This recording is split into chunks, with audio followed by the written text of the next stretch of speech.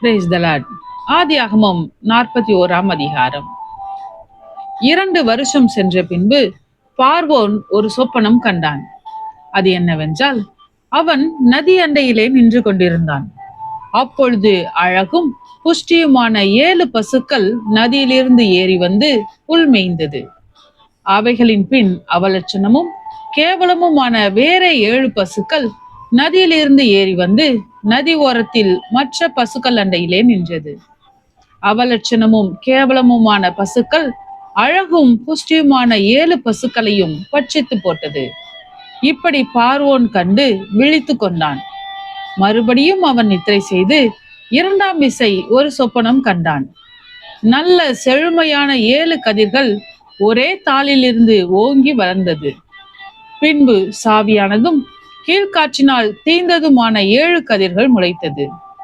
சாவியான கதிர்கள் செழுமையும் நிறைமேனியுமான அந்த 7 கதிர்களையும் விழுங்கி போட்டது. அப்பொழுது பார்வோன் விழித்து கொண்டு அது சொப்பனம் என்று அறிந்தான். காலமே பார்வோனுடைய மனம் கலக்கம் கொண்டிருந்தது.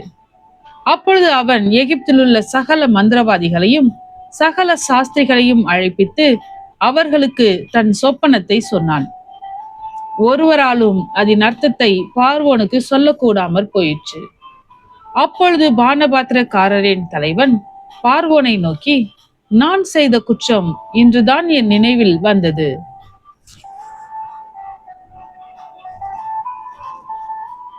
பார்வோன் தம்முடைய ஊழியக்காரர் மேல் கடுங்கோபம் கொண்டு என்னையும் சுயம்பாகிகளின் தலைவனையும் தலையாரிகளின் அதிபதி வீடாகிய சிறைச்சாலையிலே வைத்திருந்த காலத்தில் நானும் அவனும் ஒரே ராத்திரியிலே வெவ்வேறு பொருள் கொண்ட சொப்பனம் கண்டோம்.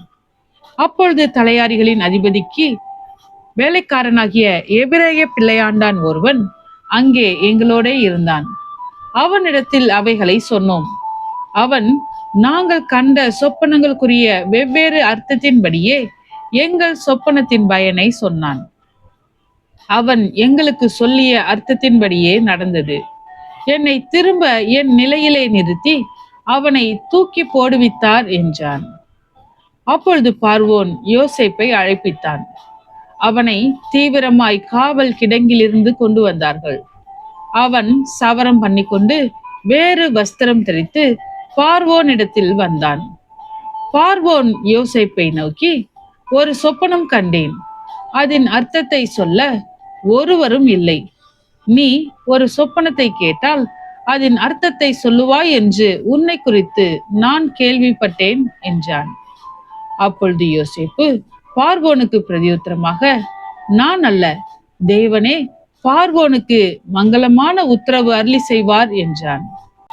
பார்வோன் யோசேப்பை நோக்கி, என் சொப்பனத்திலே நான் நதியோரத்தில் நின்று கொண்டிருந்தேன். அழகும் புஷ்டியுமான 7 பசுக்கள் நதியிலிருந்து ஏறி வந்து புல் மேய்ந்தது. அவைகளின் பின் இளைத்ததும் மகா அவலட்சணமும் கேவலமுமான வேற 7 பசுக்கள் ஏறி வந்தது. இவைகளைப் போல அவலட்சணமான பசுக்களை எகிப்து தேசமெங்கும் நான் கண்டதில்லை. கேவலமும் அவலட்சணமுமான பசுக்கள் கொழுமையான முந்தின 7 பசுக்களையும் பட்சித்து போட்டது. அவைகள் இவைகளின் வயிற்றுக்குள் போயும் வயிற்றுக்குள் போயிற்றென்று தோன்றாமல் முன் இருந்தது போலவே அவலட்சணமாய் இருந்தது. இப்படி கண்டு விழித்து கொண்டேன். பின்னும் நான் என் சொப்பனத்திலே நிறை மேனியுள்ள 7 நல்ல கதிர்கள் ஒரே தாளிலிருந்து ஓங்கி வளர கண்டேன். பின்பு சாவியானவைகளும் கீழ்காற்றினால் தீந்து பதறானவைகளுமான 7 கதிர்கள் முளைத்தது. சாவியான கதிர்கள் அந்த 7 நல்ல கதிர்களையும் விழுங்கி போட்டது. அதை மந்திரவாதிகளிடத்தில் சொன்னேன். இதன் பொருளை எனக்கு விடுவிக்கிறவன் ஒருவனும் இல்லை என்றான். அப்பொழுது யோசேப்பு பார்வோனை நோக்கி, பார்வோனின் சொப்பனம் ஒன்றுதான். தேவன் தாம் செய்ய போகிறது இன்னதென்று பார்வோனுக்கு அறிவித்திருக்கிறார். அந்த 7 நல்ல பசுக்களும் 7 வருஷமாம். அந்த 7 நல்ல கதிர்களும் 7 வருஷமாம். சொப்பனம் ஒன்றே.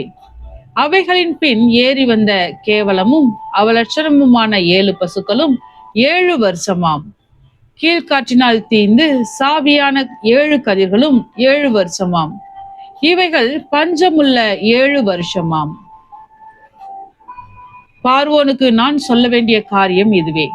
தேவன் தாம் செய்ய போகிறதை பார்வோனுக்கு காண்பித்திருக்கிறார். எகிப்து தேசம் எங்கும் பரிபூரணமான விளைவு உண்டாயிருக்கும் 7 வருஷம் வரும். அதன் பின் பஞ்சம் உண்டாயிருக்கும் 7 வருஷம் வரும். அப்பொழுது எகிப்து தேசத்தில் அந்த பரிபூரணம் எல்லாம் மறக்கப்பட்டு போம். அந்த பஞ்சம் தேசத்தை பாழாக்கும். வரப்போகிற மகா கொடுமையான பஞ்சத்தால் தேசத்தில் முன் இருந்த பரிபூரணம் எல்லாம் ஒழிந்து போம். இந்த காரியம் தேவனால் நிச்சயிக்கப்பட்டிருக்கிறது என்பதையும் தேவன் இதை சீக்கிரத்தில் செய்வார் என்பதையும் குறிக்கும் பொருட்டு இந்த சொப்பனம் பார்வோனுக்கு இரட்டித்தது. ஆகையால் விவேகமும் ஞானமும் உள்ள ஒரு மனுஷனை தேடி அவனை எகிப்து தேசத்துக்கு அதிகாரியாக பார்வோன் ஏற்படுத்துவாராக. இப்படி பார்வோன் செய்து தேசத்தின் மேல் விசாரணைக்காரரை வைத்து பரிபூர்ணமுள்ள 7 வருஷங்களில் எகிப்து தேசத்திலே விளையும் விளைச்சலில் 1/5 வாங்கும்படி செய்வாராக.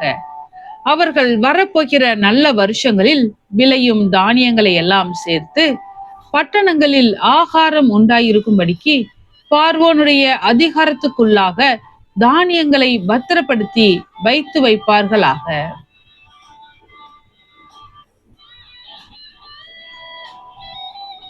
தேசம் பஞ்சத்தினால் அழிந்து போகாதபடிக்கு அந்த தானியம் இனி எகிப்து தேசத்தில் உண்டாகும் பஞ்சமுள்ள 7 வருஷங்களுக்காக தேசத்திற்கு ஒரு வைப்பாய் இருப்பதாக என்றான்.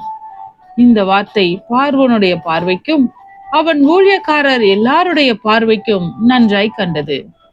அப்பொழுது பார்வோன் தன் ஊழியக்காரரை நோக்கி, தேவ ஆவியை பெற்ற இந்த மனுஷனை போல வேறொருவன் உண்டோ என்றான். பின்பு பார்வோன் யோசேப்பை நோக்கி, தேவன் இவை எல்லாவற்றையும் உனக்கு வெளிப்படுத்தியிருக்கிறபடியால் உன்னை போல விவேகமும் ஞானமும் உள்ளவன் வேறொருவனும் இல்லை. நீ என் அரண்மனைக்கு அதிகாரியாய் இருப்பாய். உன் வாக்கின்படியே என் ஜனங்கள் எல்லாரும் அடங்கி நடக்க கடவர்கள். சிங்காசனத்தில் மாத்திரம் உன்னிலும் நான் பெரியவனாய் இருப்பேன் என்றான்.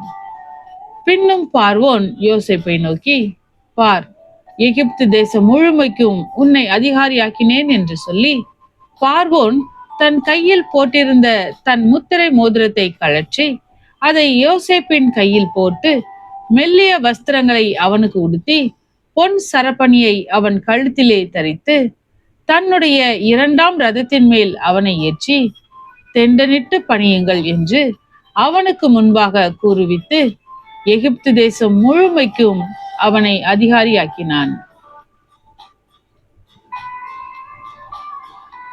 பின்னும் பார்வோன் யோசேப்பை நோக்கி, நான் பார்வோன், ஆனாலும் எகிப்து தேசத்தில் உள்ளவர்களில் ஒருவனும் உன் உத்தரவில்லாமல் தன் கையையாவது தன் காலையாவது அசைக்க கூடாது என்றான்.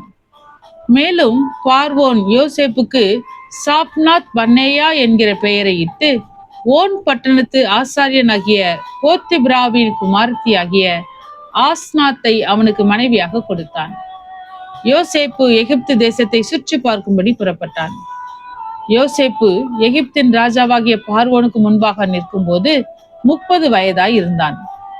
யோசேப்பு பார்வோனுடைய சந்ததியிலிருந்து புறப்பட்டு எகிப்து தேசம் எங்கும் போய் சுற்றி பார்த்தான்.